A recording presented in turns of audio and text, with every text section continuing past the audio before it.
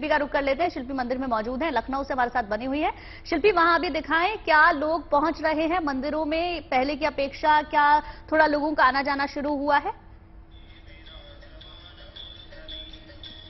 देखिए, अभी भी लोग आ रहे हैं, लेकिन इक्का दुक्का लोग मुझे यहाँ दिखाई पड़ रहे हैं। इसके पीछे संभवतः यही बात है कि अब जब ग्रहण काल ये खत्म होगा तो उसके बाद लोग आएंगे। उसके पीछे ये नहीं है कि यहाँ पर ग्रहण का प्रभाव है, क्योंकि सूतक तो नहीं है, लेकिन जो लोगों को दान करना होता है, जो लोगों को अपने पूर्वजों के निमित्त भी देना होता है, मंदिर के बाहर बैठे लोगों को भी लोग देते हैं।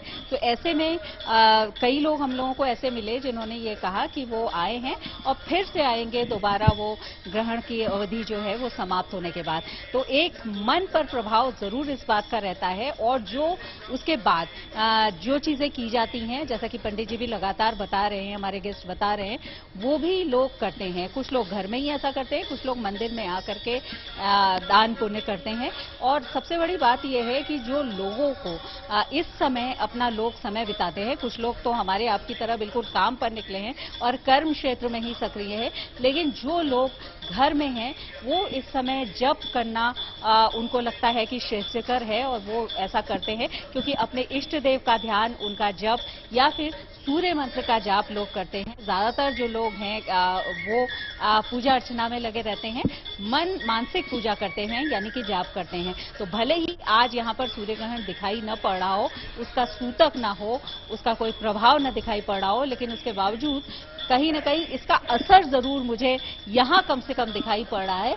जो लोग हैं वो उतनी बड़ी संख्या में नहीं आ रहे। हालांकि दोपहर का वक्त तो चला है तो वैसे भी थोड़ा सा कम लोग आते हैं, लेकिन सुबह के समय में हमने ये देखा था कि कम लोग आते थे, आ रहे थे, और जबकि आम दिनों में थोड़े से ज्यादा लोग आते हैं। तो ये फर्क जो है वो कहीं ना कहीं दिखाई पड़ रहा है। बिल्कुल शिल्पी रही है हमारे साथ। तमाम ज्योतिषाचार्य और अमिताभ जी भी हमारे साथ जुड़े हैं। नेहरू तारामंडल सीधा लिए चलते हैं, वरुण हमारे साथ वहां से जुड़ चुके हैं। वरुण, वहां की हलचल भी हमें दिखाइए।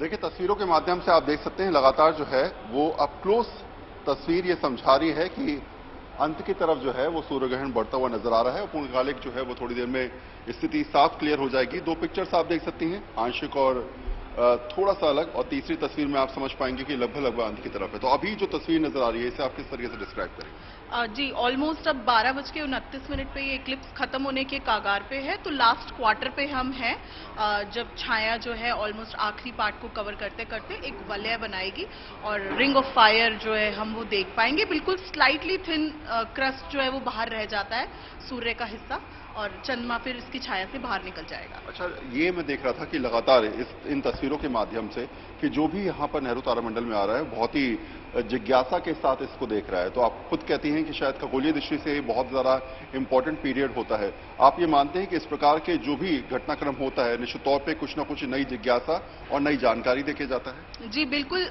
इसको समझना अपने आप में, क्योंकि हम किताबों पे ये चीजें पढ़ते हैं और जब हम उसको प्रत्यक्ष अपने सामने होते हुए देखते हैं तो कुदरत पे, नेचर पे, यूनिवर्स पे ट्रस्ट बिल्डअप होता है। और चाहे आप खगोल के विद्यार्थी हैं या नहीं हैं, इंसान का दूसरा इंटरेस्ट जो है वो शायद अंतरिक्ष है। तो ये डेफिनेटली खगोल विज्ञान जो है सबको अपनी तरफ आकर्षित करता है, और इसको प्रत्यक्ष देखना, समझना और इसके बारे में जानना, इसकी इंफॉर्मेशन को समझने के लिए लोग प्लानिटेरियम आते हैं।